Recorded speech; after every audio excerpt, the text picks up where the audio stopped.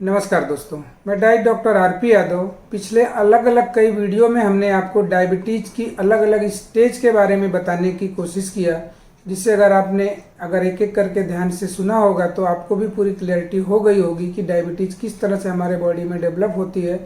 और अगर समय रहते उस पर ध्यान दिया जाए तो हम उसे कंट्रोल भी कर सकते हैं, उससे हम बच भी सकते हैं।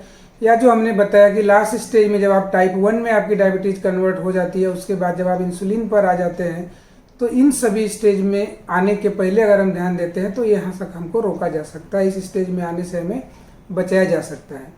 तो इस वीडियो में हम आपको बताना चाहेंगे आगे कि किस तरीके से अगर आप समय रहते ध्यान देते हैं और कुछ टेस्ट करा लेते हैं तो आपको इस बात की जानकारी हो जाती है कि आप किस स्टेज में हो, और समझ करके आप कुछ चेंजेस करना शुरू कर देते हैं तो आप आगे भी बीमारियों से बच सकते हैं। इसमें सबसे पहला टेस्ट हम आपको बोलेंगे GTT test, glucose tolerance test. यह ग्लूकोज टॉलरेंस टेस्ट हमें यह बताता है कि हमारी बॉडी कितना ज़्यादा मात्रा में ग्लूकोज को टॉलरेट कर पा रही है, जिसे हम ग्लूकोज टॉलरेंस लिमिट या ग्लूकोज टॉलरेंस टेस्ट के नाम से जानते हैं।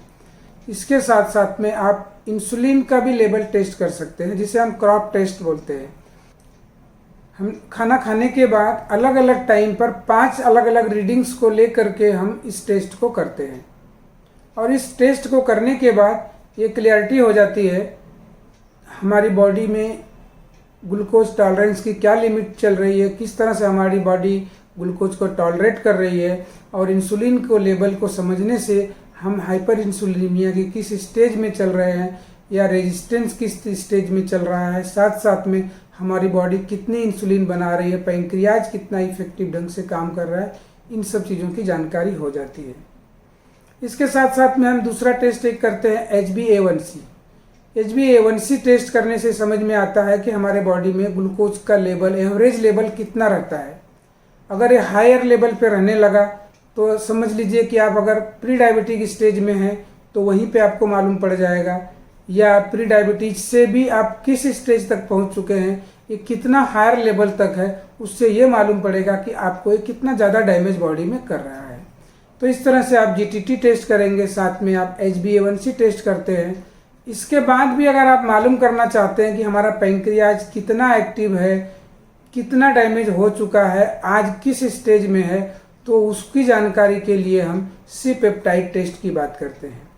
जब आप सी पेप्टाइड की बात करते हैं तो सी पेप्टाइड भी जिस तरह से इंसुलिन हमारे पैंक्रियाज से सिक्रेट होता है, उसी तरह से सी पेप्टाइड भी हमारे बॉडी में पैंक्रियाज ही उसे भी सिक्रेट करता है, और इसका लाइफ स्पान ज़्यादा रहता है। इंसुलिन का लाइफ स्पान कम रहता है, मीन्स इंसुलिन बहुत कम पीरियड के लिए एग्जिस्ट करता है, उसके बाद वो यूज में नहीं भी हुआ तो बाद में डिस्ट्रॉय हो जाता है। लेकिन सी पेप्टाइड हमारे बॉडी में, हमारे ब्लड में कुछ ज़्यादा समय तक रहता है, इसलिए सी पेप्टाइड का जब हम टेस्ट करते हैं तो वहाँ पर भी कुछ क्लियरिटी ज़्यादा हो जाती है कि हमारा पैंक्रियाज किसी स्टेज तक डैमेज हो चुका है और उसे बचाया जा सकता है कि नहीं बचाया जा सकता है, किस हद तक डैमेज हो चुका है और वो कितना सर्वाइव हो सकता है आगे।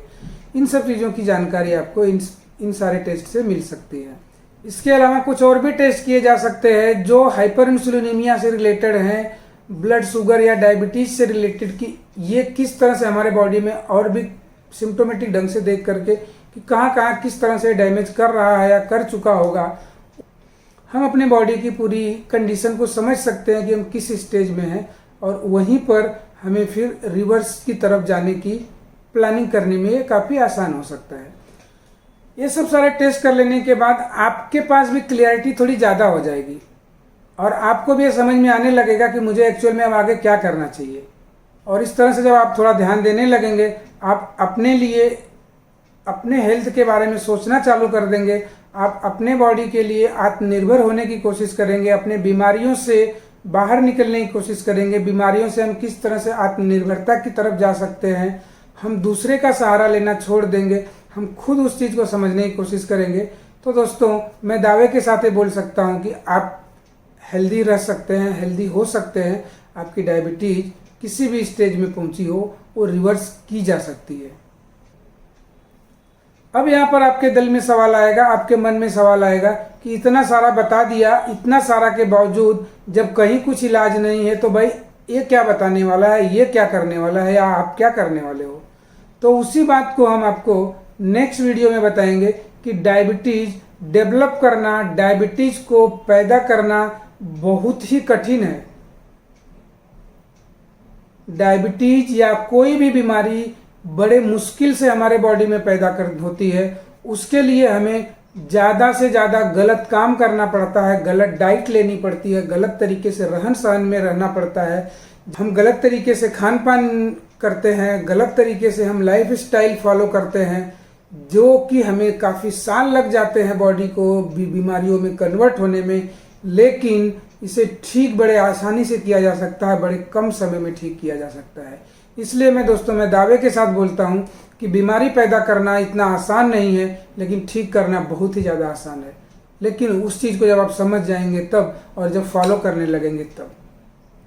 तो नेक्स्ट वीडियो में हम आपको इसी संदर्भ में कुछ बताने की कोशिश करेंगे कि डायबिटीज ही नहीं और भी बाकी जितनी भी मेटाबॉलिक डिसऑर्डर्स के नाम से जानी जाने वाली बीमारियां हैं, इन सभी को हम अगर डाइट को अच्छे तरीके से समझ लेते हैं और किस तरह से खाना चाहिए, किस तरह से उसे यूज करना चाहिए, डाइट को साइंटिफिक तरीके से एज ए मेडिसिन के रूप में यूज करने का तरीका सीख लेंगे तो हमारी बीमारियां गायब हो जाएंगी। डायबिटीज तो छूमंतर गायब हो जाएगा। इससे चुटकी बजा के आप डायबिटीज को ठीक कर सकते हो। इस तरह से दोस्तों हमारे चैनल को सब्सक्राइब करके रखिए ताकि नेक्स्ट नोटिफिकेशन भी आपको तुरंत मिले, और हमारे इस वीडियो को शेयर भी कीजिए ताकि ऐसे ज़रूरतमंद लोगों को इसका बेनिफिट भी मिल सके। और साथ साथ में आप इस बीमारियों के आत्मनिर्भर अभियान में मेरी ही नहीं और भी दूसरे लोगों की मदद भी कीजिए। मेरा एक ही मकसद है कि लोगों को जागरूक करना, बीमारियों के बारे में जागरूक करना, और वो खुद से अपना ख्याल रख सके, अपना कंट्रोल रख सके, बीमारियों का कंट्रोल अपने हाथ में ले सकें। धन्यवाद दोस्तों।